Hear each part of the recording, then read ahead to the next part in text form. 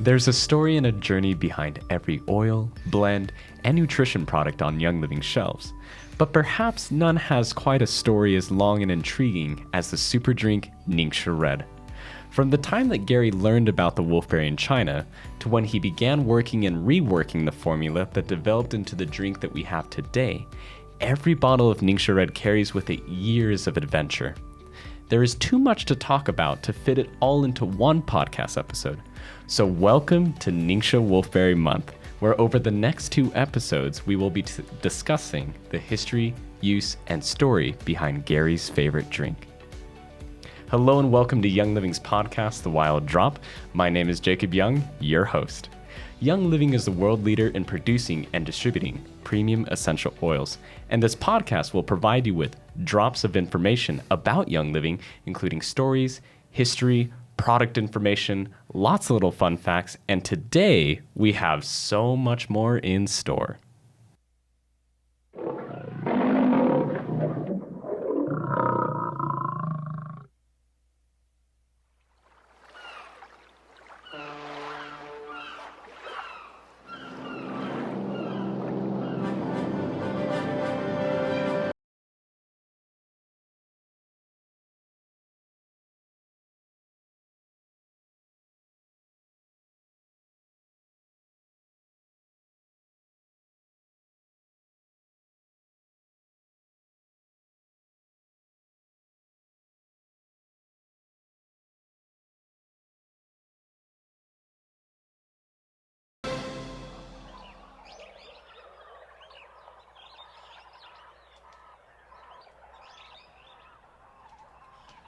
Are you sure this is the way to the Chamber of Longevity?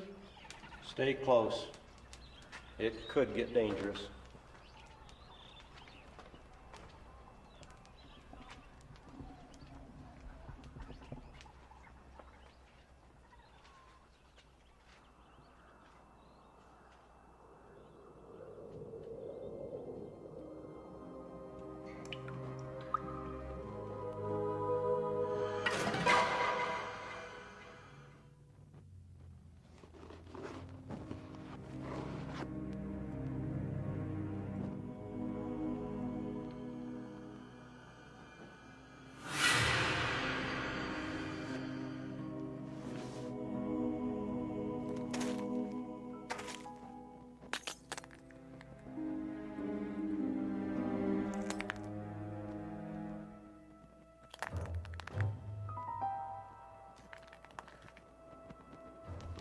Yeah, that's what I thought.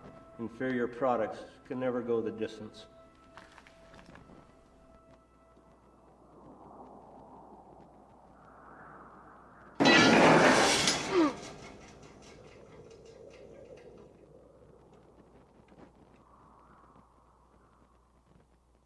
Should we go on? Of course, Rob. We have nothing to fear at the ORAC scale.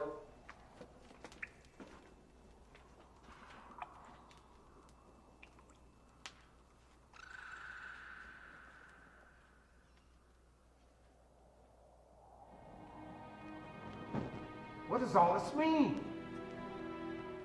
After 15 years searching the world, we found the right place.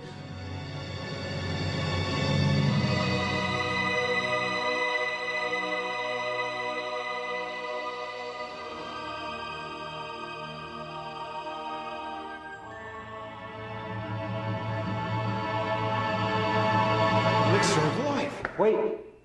Something doesn't smell right. It may be booby-trapped, since the ancient truths have been corrupt and forgotten.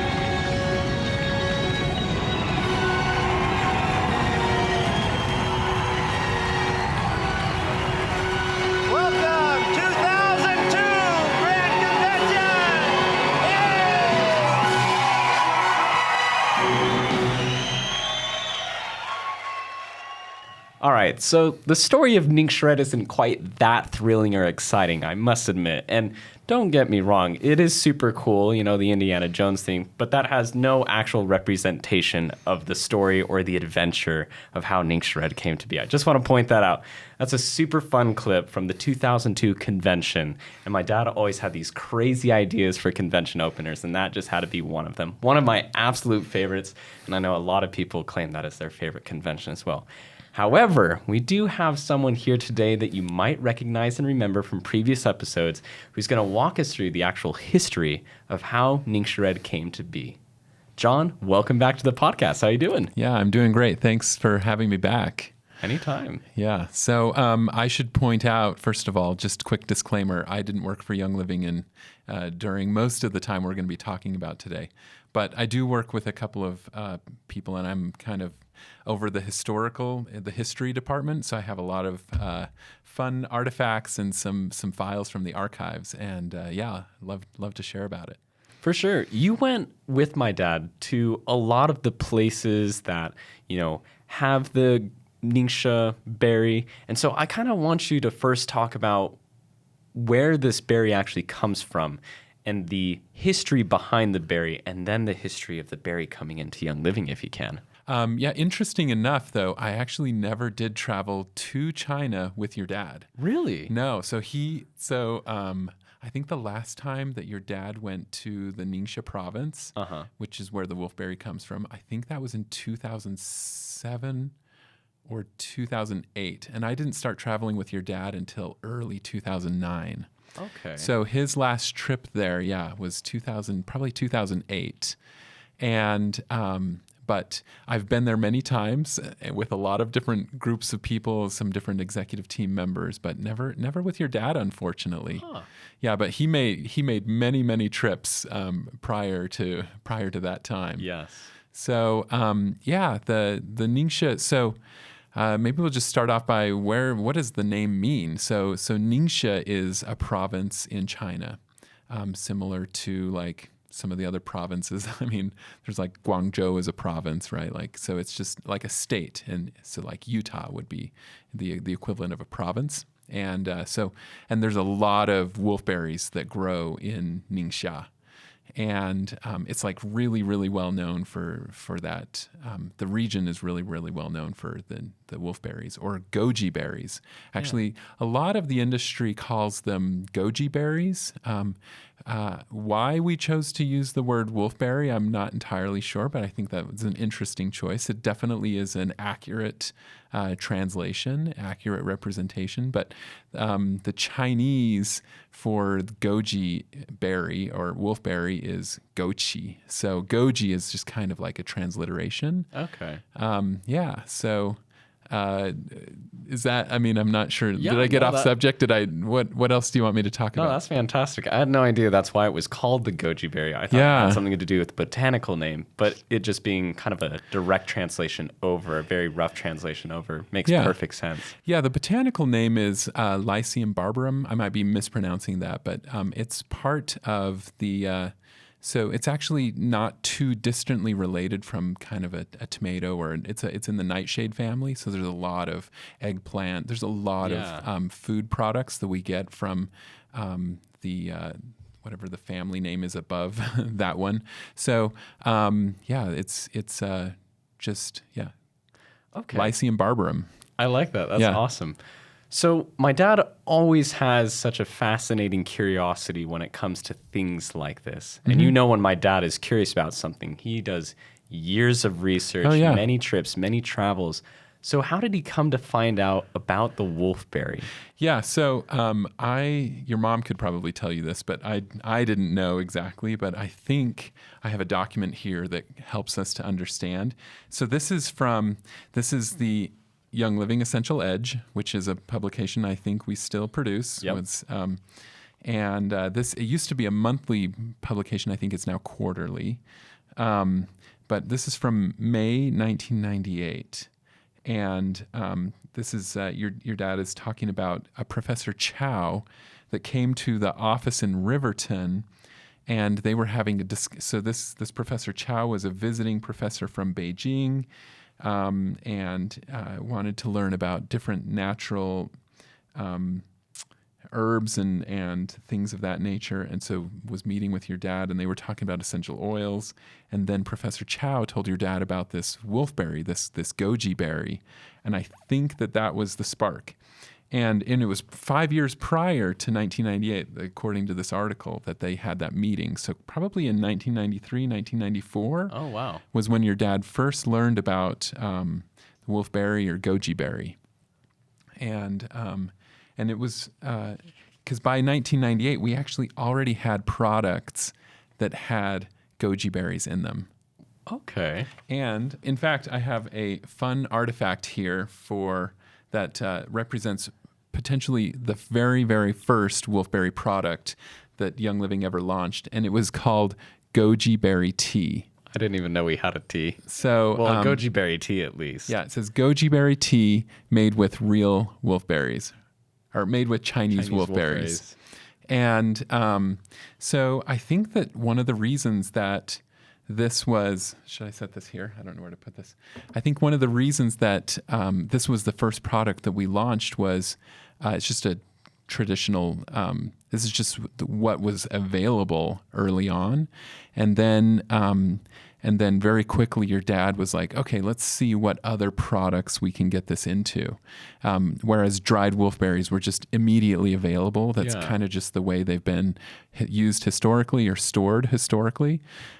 So very quickly the products, like wolfberry powder was included in Power Meal, Sulfurzyme, Master Children's Chewable Vitamins, and there was also a product for a short time called Wolfberry Power Bar, but I think that very quickly became renamed for good reason to be called Wolfberry Crisp Bar. I love the Wolfberry Crisp Bar. And I actually have one of the original packaging. Again, this is just an item from our archives here. So we've got we have the museum downstairs. We have tons of items in the archives.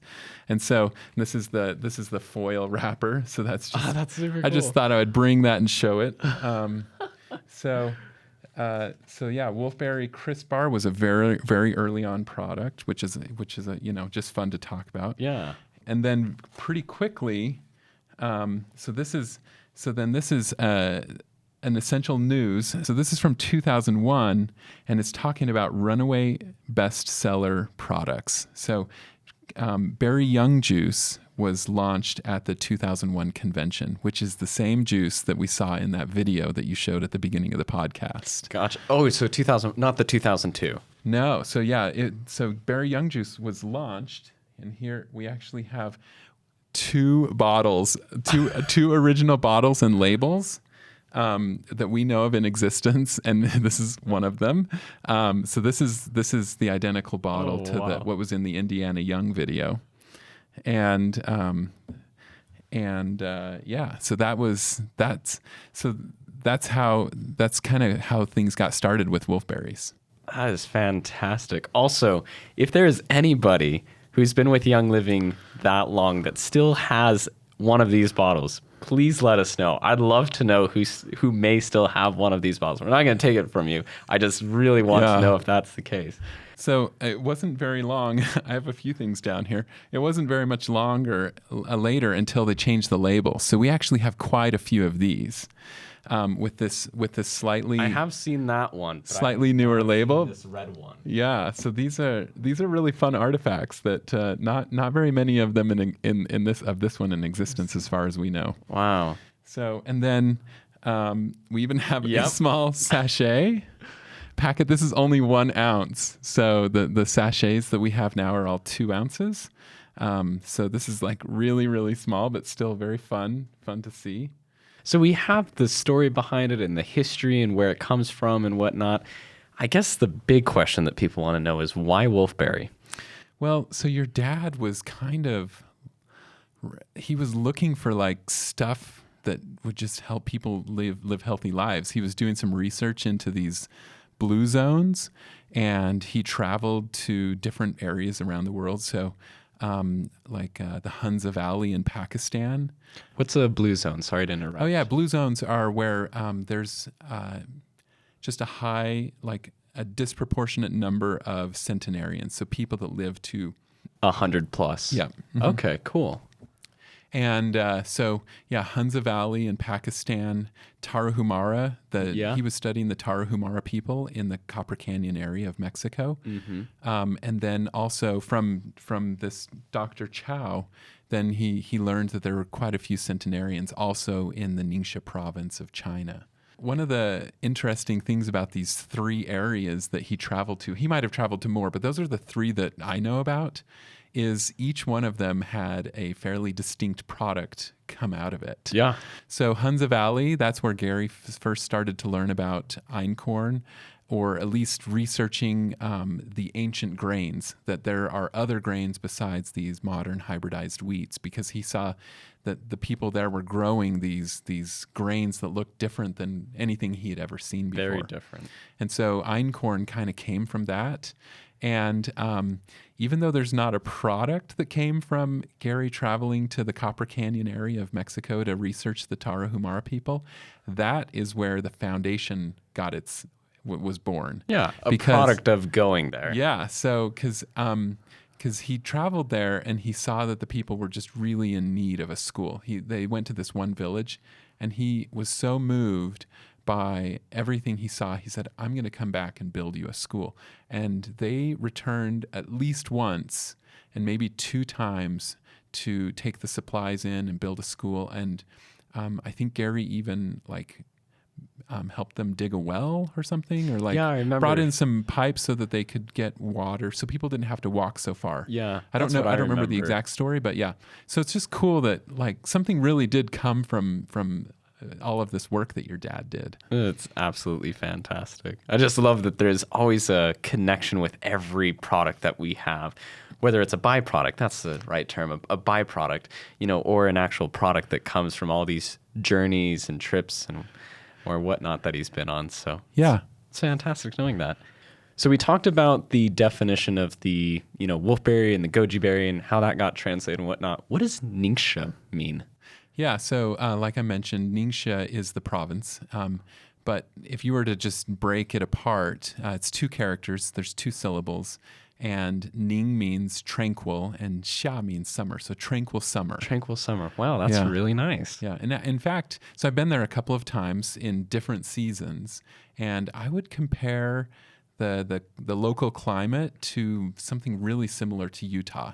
So where there's nice, warm summers, they're not super hot, but the winters are quite cold. Oh, okay. And they do have some snow. I would say we get more snow here, but it's cold. It's quite cold there. So I love how different people, when they learn about this product, how they pronounce it differently. Because I've heard it called many different things. Because sometimes Ningxia becomes ninja. Yeah. Which is actually a Japanese word. Yeah. But it's funny anyway. And there was a video that was made. We don't know exactly the origin of this video, but it touches on just how close the pronunciation can be, and just maybe how ironic that the difference in the meaning. And so maybe we can cue up that video. Oh, let's take a look.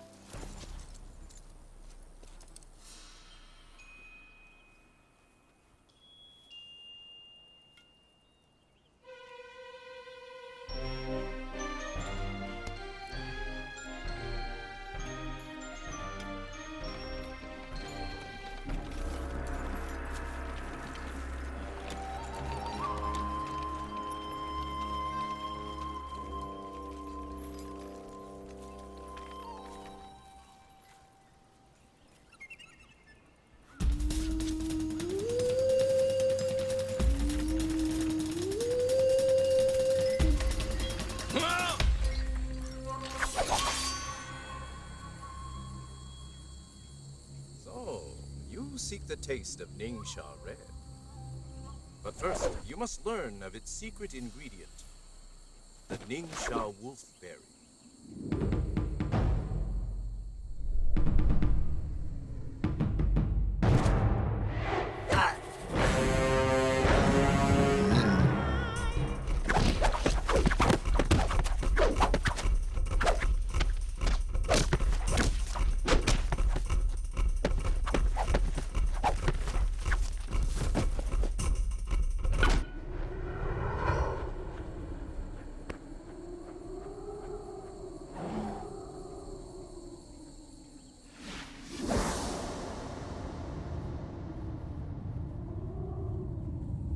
Enough!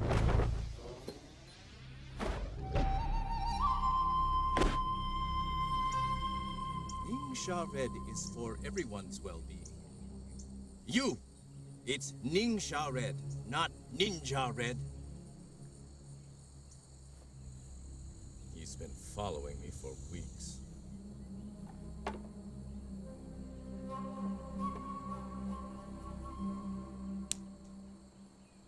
Do not steal Ningxia Red. Order a bottle from a distributor. You have learned well. Go, share your knowledge of Ningxia Red with others.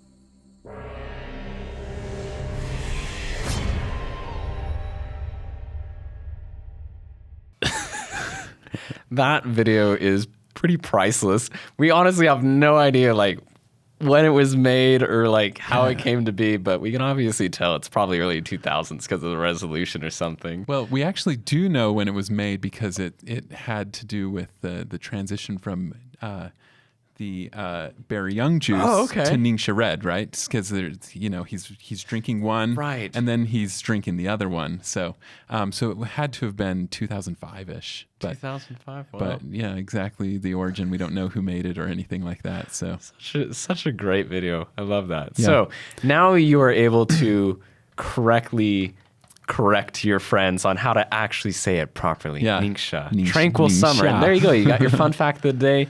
Means tranquil summer. Yeah. Here's a few other, since we're talking about the province, here's a few other interesting artifacts from the library. So these books came from your house and your mom brought them in. Your dad picked these up when he was there. There's some interesting tombs, like these pyramid tombs from a previous dynasty that are in the area. These are like right outside the city of where we've traveled to, Yinchuan. And here is the actual city where our partner, our supplier, that they're based out of Yinchuan, which means Silver River. I like the names. Yeah, and then another book that your dad picked up just about Beijing, China. So anyway, it's just fun to see all of the things that touch the artifacts that from your dad's trips and how things came to be. He always bought so many books on the areas that he'd go and travel in hopes to see if there was something maybe that the people there didn't talk about or share, or if there was something there that most people didn't know about. He was quite the researcher and was always just, we have a plethora of books at our house. You've seen how many books my dad has, so it's cool to see that. Yeah, definitely. So I probably didn't, did I show those well to the camera? So this is the Xixia. I actually don't know that character, sorry. Yeah, and here's, so the city, the capital of Ningxia is Yinchuan, means Silver River. Okay. Yeah. So, and then this is just, a book about Beijing. But your dad bought it when he was in China. So okay, cool. That's why I wanted to bring it in and show it. So after watching that video, maybe a question that some people have is berry young juice became Ningxia Red, or it was Ningxia Red?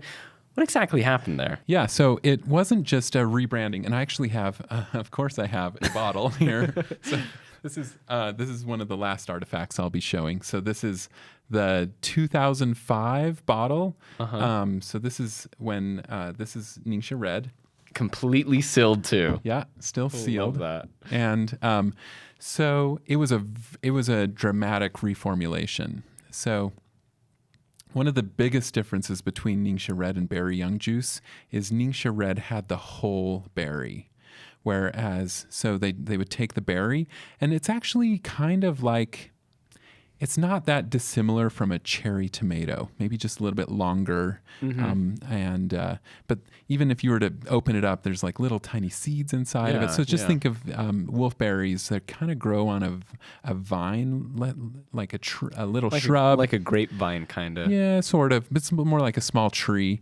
And but yeah, so the berry young juice only had the juice of the berry. Gotcha. And so it didn't contain any of the fiber or some of the solids. So this has like the whole berry minus the skin and the seeds. Obviously, yeah. So all that pulp and a lot of the other solids and fiber are in there, and so it's just a higher nutrition profile. And of course, your dad really believed in like the wholeness of everything, right? Like he never tried to just separate like, oh, let's just separate this one tiny thing and like use a lot of that. He was like, no, everything needs to work together. There's this synergistic energy or value in having the whole component. So that was one of the reasons that Ningxia Red became Ningxia Red. I love it. And was no longer berry young juice. I think it's really cool to see that my dad just understood how important it is to kind of go back and look at the research or the original formulation and see how we can improve upon that.